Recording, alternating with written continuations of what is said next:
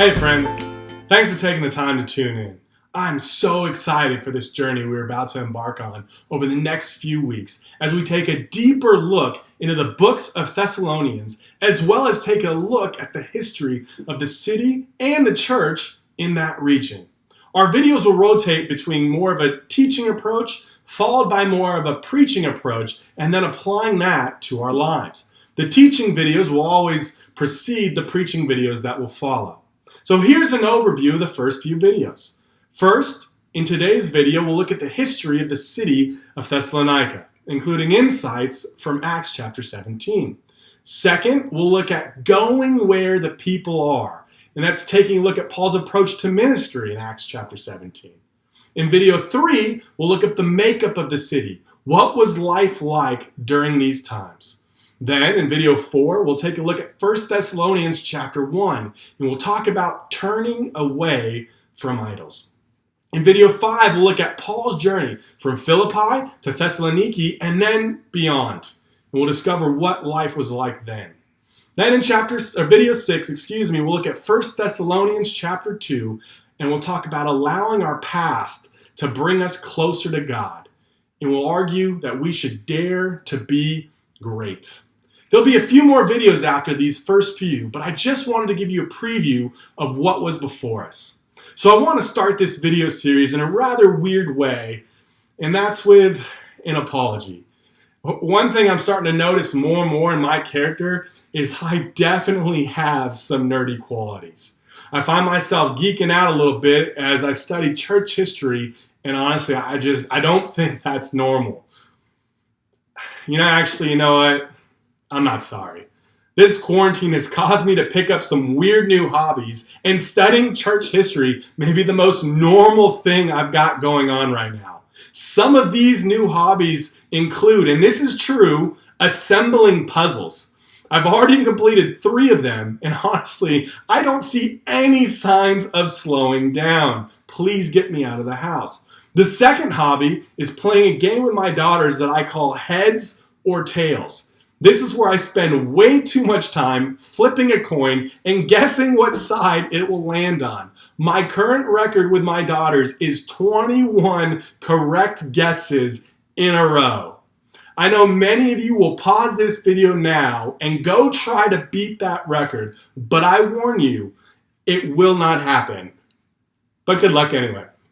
So, anyway, the point of all that is maybe with my new hobbies not being something people usually boast about, studying church history may be the closest thing that any of us have to normal at this moment. So that being said, let's take a look at Thessalonica. The city we know as Thessalonica has gone by many different names. The first known name of the city was Therma, which was founded in the late 7th century BCE. The city was built among a mosquito-infested swampland, which is why it was given the name Therma, since Therma translates to, and this is true, malarial fever. Probably put that name next to Judas as something you don't want to name your kids in the future.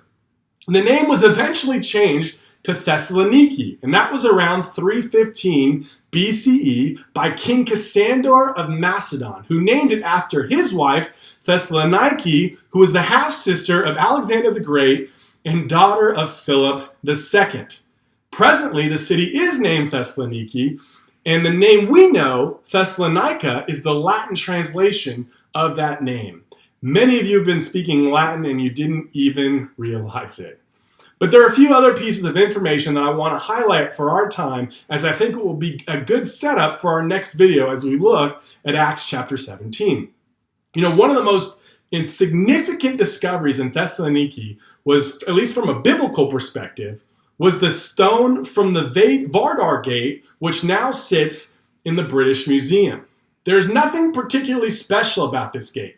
All you need to know is that it was located in Thessaloniki and dates back to the 2nd century. So let me give you a little context. In Acts chapter 17 and also in verses 6 and 8, the Greek word used to describe the city officials is this word politarchs. Now this is a word that occurs nowhere else in the New Testament, and some would argue nowhere else in any early classical writings. So it was very odd for that word to appear anywhere in Luke's writings. The reason this word was used had a lot to do with the economical structure of the city. Thessaloniki would have been labeled in the early first century as a free city. This meant that it was still subject to Roman rule, but it had more freedoms than any other city. And I'll discuss that more in a later video. But what this means for us is their freedom gave them some flexibility on how their government was organized. Hence, the unique terminology. So why does any of this matter? Okay, because the word politarchs, which is widely unknown, many critics use this to say Luke made a mistake in his writings, which would have had major implications for the validity of the scriptures. This is where the gate comes into play. When they discovered this piece of the Vardar gate, they noticed it had writing on it. And what was written on this piece of the gate was the word politarch, followed by the names of different city officials.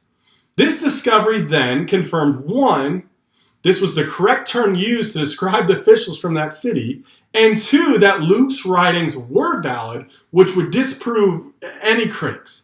So something that I'm encouraged by is how Luke paid such close attention to details, and now we can see that those small details are validating the disciples' efforts centuries later. The other thing I want to bring to your attention before we close is the Apostle Paul's strategy when it came to reaching people in new places. You know, when Paul would travel to a city, usually the first place he would visit would be a synagogue. And we see this in Acts chapter 17 and verse 2, as we were reminded that it was Paul's custom to make his way into the synagogue. I'm sure that part of this was because he wanted to worship God on the Sabbath, as we see from the text that he does throw 3 consecutive Sabbaths while he's in Thessaloniki. But more than this, the synagogue was a place where people went when they wanted to know God. Okay, and going to the temple or going to any place of worship, obviously this wasn't uncommon. Just like for pagan gods. If people were interested in worshiping that god, they would find their way into the already established temple to gain a better understanding. The takeaway from this is Paul had it on his heart to go where the people were, and he did so consistently. So during our next conversation, this is an idea that I would like to explore more intimately.